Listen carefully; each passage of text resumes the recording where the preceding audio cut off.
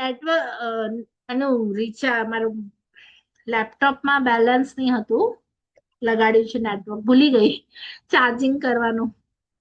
ચલો, તો ખ્યાલ આવ્યું બધાને? એટલે સ્ટાર્ટિંગમાં નમોધૂણમાં તમારે અરિહંત રૂપે જોવાના છે પ્રભુને, અને પછી તમારે સિદ્ધ રૂપે જોવાના છે પ્રભુને.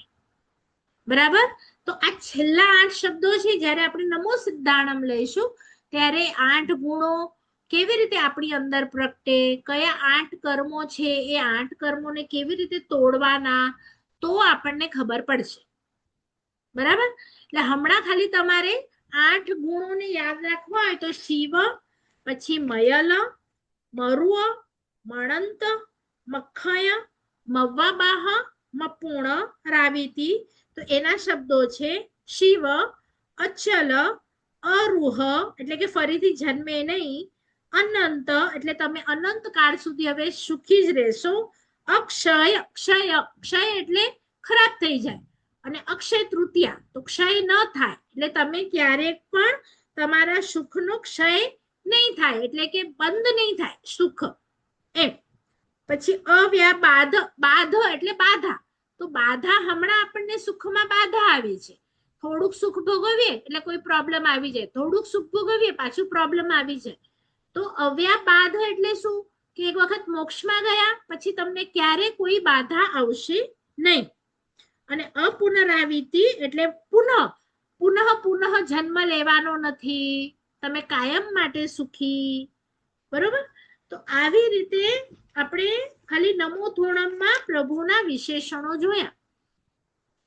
હજી આપણે જોઈશું નેક્સ્ટ ક્લાસમાં વિશસ્થાનક, કારણ કે આ જે 20 પદો છે એની આપણે સ્તવના કરીએ તો આપણે અરિહંત રૂપે બની શકીએ, પણ આપણને ખબર જ ન હોય 20 પદ, તો આપણે કેવી રીતે અરિહંત રૂપે બની શકીએ? તો હજી એક આપણે વિશસ્થાનક જોઈશું, અને એના પછી આપણે નમો સિદ્ધાણમ તરફ જશું. આ હજી આપણે બધું નમો અરિહંતાણમ એની માટે જ બધું જોઈએ છે. બરોબર?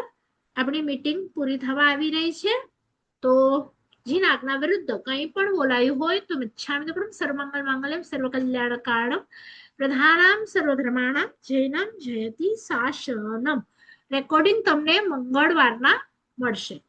તો ત્યાં સુધી બધા શાતામાં રહેજો, અને નમોધૂણમમાં એક વખત બધા રિવાઇઝ કરી લેજો વર્ડ્સ, અને કોઈક શબ્દ ન સમજાય તો ફરીથી નેક્સ્ટ ક્લાસમાં પૂછી લેજો. બરાબર?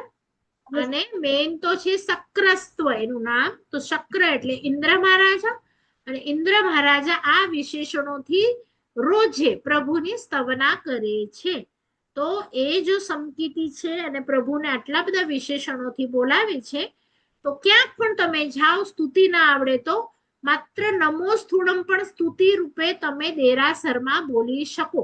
જ્યારે પણ પ્રભુનું મુખ જુઓ, આખે આખું નમોધૂણમ તમારા મુખથી નીકળવું જોઈએ, અને તમે ત્યારે બોલી શકો છો કે હે પ્રભુ, તમે પુરીસુતમાણમ છો, પુરીષણ પુંડરિયાણમ છો, પુરીષણ ગંધ હથિણમ છો, લોકોમાં ઉત્તમ છો, સારથી છો, કોઈ પણ વિશેષણ તમે બોલી શકો. એટલે આ સૂત્ર બધાએ રોજ જ પ્રભુનું મુખ જ્યારે પણ જુઓ ત્યારે બોલવાનું છે. એટલે એવું નથી કે તમે આખી દેરાસર વિધિ ન કરો તો આ ન બોલી શકો. સ્તુતિ રૂપે જ્યારે પણ પ્રભુને જુઓ ત્યારે આ સૂત્ર બોલી શકો છો. ચલો, હવે આમાં કોઈને કઈ પૂછવું હોય તો પૂછો. ડાઉટ કોઈ પણ વિશેષણમાં? થોડુંક નમોધૂણમ માટેનું બદલાયું? પેલા તમારું શું તમે એમાં બોલતા હતા, શું સમજતા હતા, કેવો ભાવ આવતો હતો, અને હવે તમે કાલથી બોલશો તો એમાં કેવો ભાવ આવશે પ્રભુ માટે? એટલે મેં જે તમને સવાલ પૂછેલો ને, 2 વખત જે નમોધૂણમમાં વરનાળ છે, એમાં પહેલામાં અરિહંત રૂપે એમની અંદર રહેલું જ્ઞાન છે શ્રેષ્ઠ, અને બીજામાં તમારી આત્મામાં એ જ જ્ઞાન અને એ જ દર્શન શ્રેષ્ઠ છે, પણ શરીર નથી, એટલે કે સિદ્ધ સ્વરૂપી માટેનું એ નાખેલું છે, અને પહેલામાં અરિહંત માટેનું નાખેલું છે, વિથ શરીર વિધાઉટ શરીર. પણ જ્ઞાન દર્શન તો આટલું પણ ઘટતું નથી, એટલું જ શ્રેષ્ઠ છે. એટલે એમ નહીં સમજવાનું કે ઉપર ગયા પ્રભુ તો એમનું જ્ઞાન દર્શન અહીંયા રહી ગયું, એ લઈને ગયા છે, ખાલી શરીર નથી લઈને ગયા.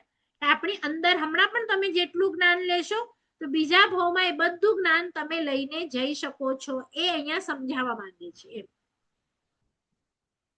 પણ તમે શરીરથી જે પણ કરો છો એ તમે કઈ બીજા ભાવમાં નહીં લઈ જઈ શકો. જેમ કે નોટ ગણવાનું તમને નહીં આવડે, સાડી પહેરવાનું તમને નહીં આવડે, પણ ગોળ મીઠો છે અને એમ મસ્ત આમ કરશો તો એ તમારી અંદરનું જ્ઞાન છે, એ તમને એનું એ જ ખબર પડશે, એ તમે બીજા ભાવમાં લઈ જઈ શકો છો જ્ઞાન એમ. બરાબર? એટલે જ્ઞાન આપણી પ્રોપર્ટી છે અને એ હમણાં તમે વધારી રહ્યા છો. દુકાન બંધ કરીને, ધંધો બંધ કરીને પણ તમારી પ્રોપર્ટી હમણાં વધી રહી છે એમ. બરાબર? જો તમે તમને આત્મા માનતા હો તો. બધા માનો છો ને આત્મા? તમે પોતે આત્મા છો એમ માનો છો કે નહીં? હજી કોઈને ડાઉટ હોય તો આપણે એક બે ક્લાસમાં ક્લિયર કરીએ કે મુકે હજી ખબર નથી પે કે આવું કરો અહીંયા, મુકે મેં થોડો ડિટેલ में સમજાયો તો કેજો. બરાબર? ચલો. બરોબર.